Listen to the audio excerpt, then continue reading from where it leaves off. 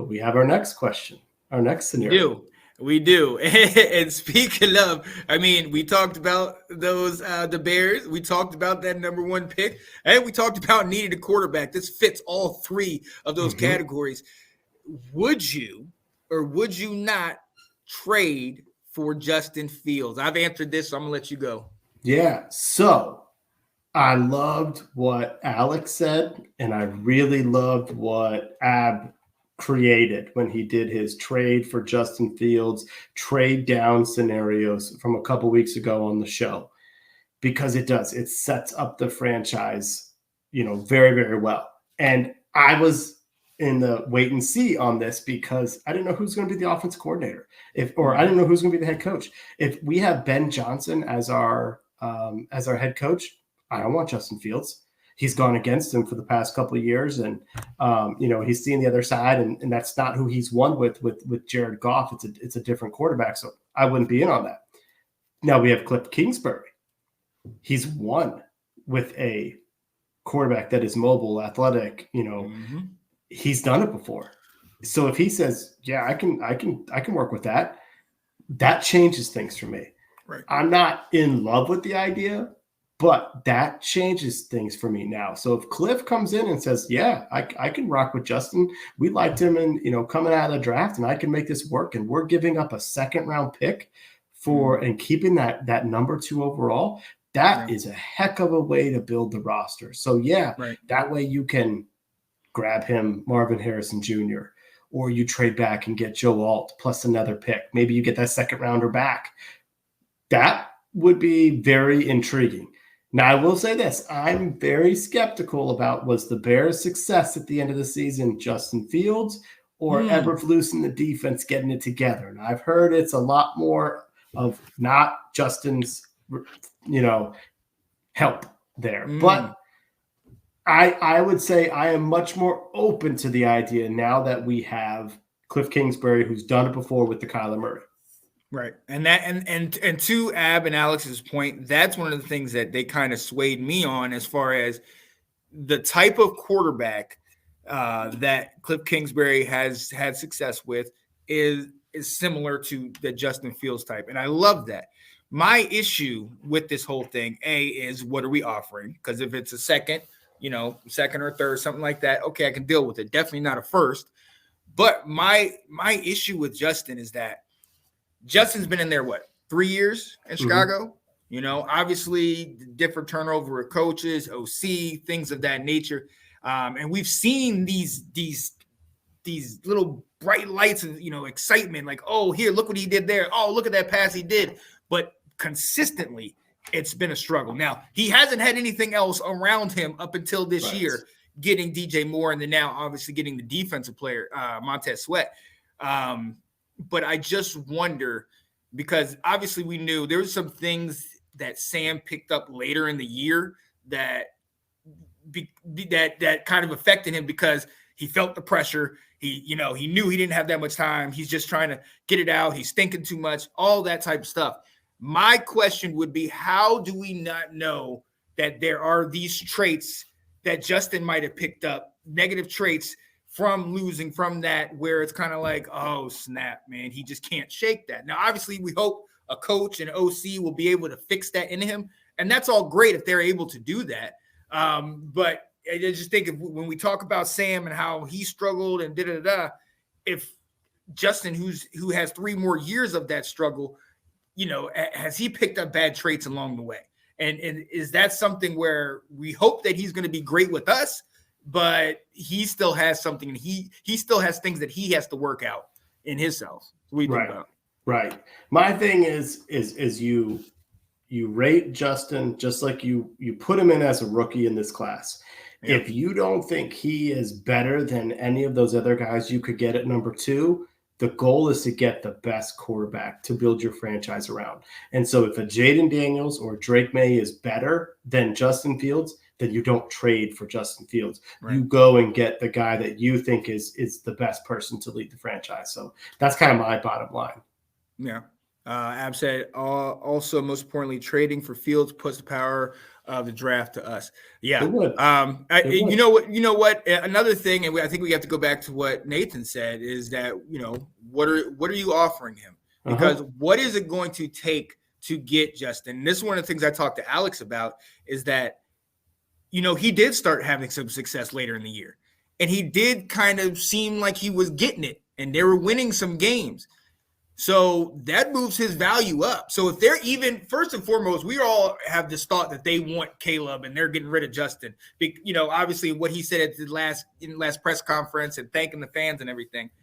But how do we know that they're ready to move on? Obviously they kept Eberflus. Like, how do we know that they want to push him out of the thing? And if they do, what are they going to, they have the leverage. So what are they going to be saying to us? Like, okay, well, we want X, Y, and Z. You know what I mean? So right. it kind of, it's one of those situations where it's kind of like, if we don't have to give this stuff up, then why do you? You right. get like, I mean, it could have, and yes, if this was the best move, I guess, okay, cool. But I kind of feel like, and again, at the end of the day, it goes to what you're saying. If you feel Justin is better than any of these three quarterbacks that we can essentially get for free, then yeah, go with Justin. Mm-hmm. But again, you got to look at the ceiling and what's the floor. You know what I mean? And what's going to be the ceiling for these guys? I personally think Drake May, but in my opinion, Drake May still needs a year. You know what I mean? Caleb, I still think needs a year to get it up here. And I know you were thinking I was joking about Spencer, but I hate to give your boys a compliment. But I've been reading Beamer, man, and I'm not saying he's going to be a starter. I'm not saying first rounder. I'm saying down the line. But he could be somebody that if we have the right heads in-house as offensive coordinator, he could be somebody that the way he's turned around and things he's had to deal with last year and how he did not complain and how he still made the best of it, he could be something that might be deemed a project, but you start looking towards the future. Like, if we get Justin and he doesn't work out, now we have somebody down the line that has a similar kind of ability. He can move. He's got an arm, this and that. And, you're not going to have to give him this perfect thing. You can give him something and he'll work with it and he'll work with you. So you would know that better than I would. But again, I'm not for trading up, or honestly, the Bears, in my opinion, have all the leverage. So they're going to be asking for something. And is it worth giving that something up for Justin Fields? Exactly. That's the big question mark. Yeah. No, I'm hearing some good things about Spencer, and I think maybe at the combine he'll go up a little bit, but I think he would be great at a team like Minnesota, maybe Tampa Bay, if he has a chance to learn for it, like Jordan Love, literally 2-3 years, then maybe. Right now I'd say his ceiling is to be a good NFL backup, someone who can come in and, rally you and win some games. But I think he needs to sit and learn a little bit, because otherwise I think he'd be higher up in the conversation. You know me, I don't think any fourth round pick's going to make it as a starter. I don't believe it. Otherwise I think the hype would be there. So I don't believe anyone drafted out of the top 35 picks is going to make it. Except Sammy boy. Oh, out of the top 35. Oh, after the top 35. Yeah, after that, I'm like, no, you're a backup. How many? But to your everyone is a flop so many times. Yeah, it's true. You got a Dak Prescott, and then you got a Tom Brady. You got a Russell Wilson.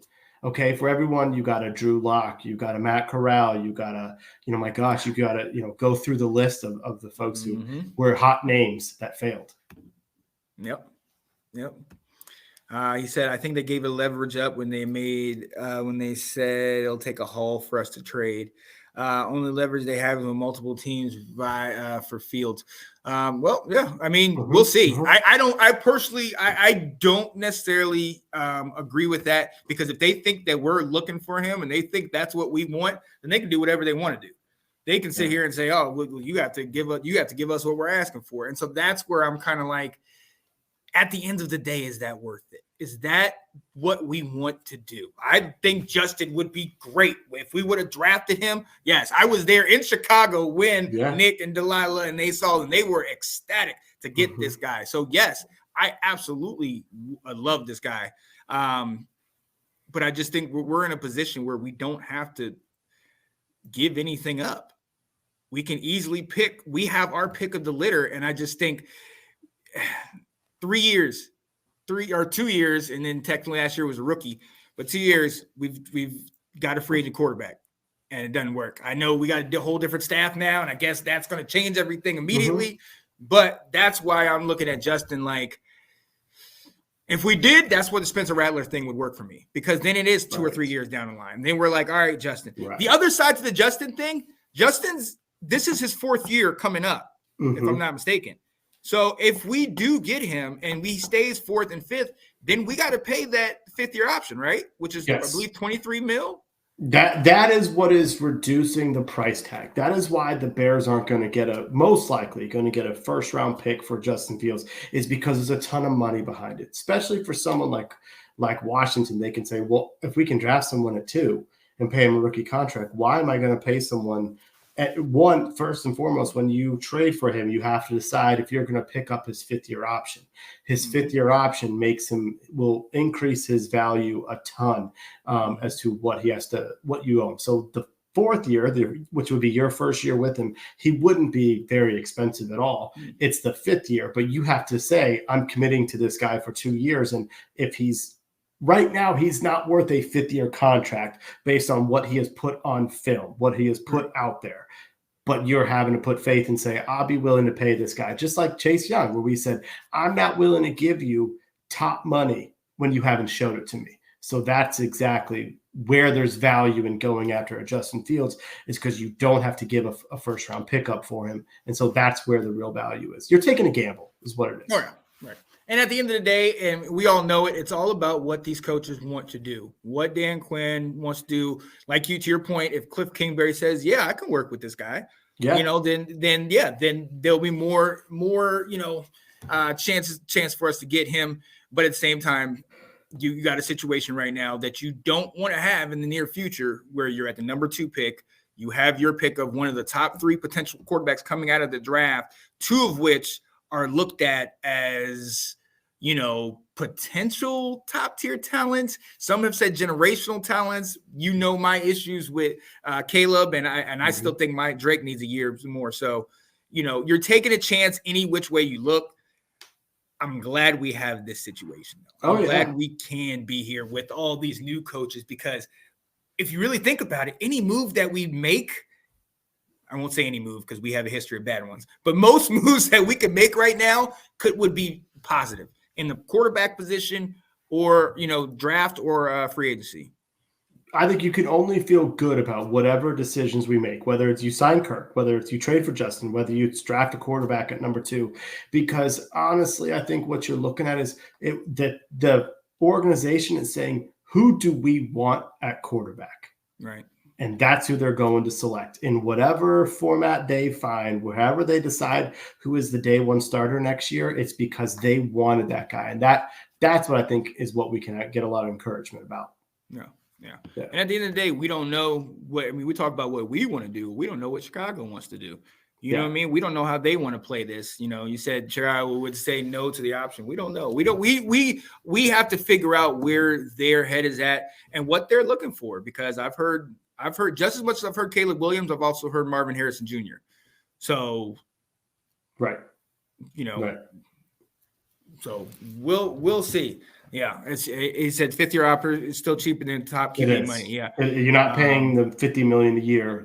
Like you said, you're in that $25-30 million a year. But it comes back to, is Justin Fields worth $30 million a year?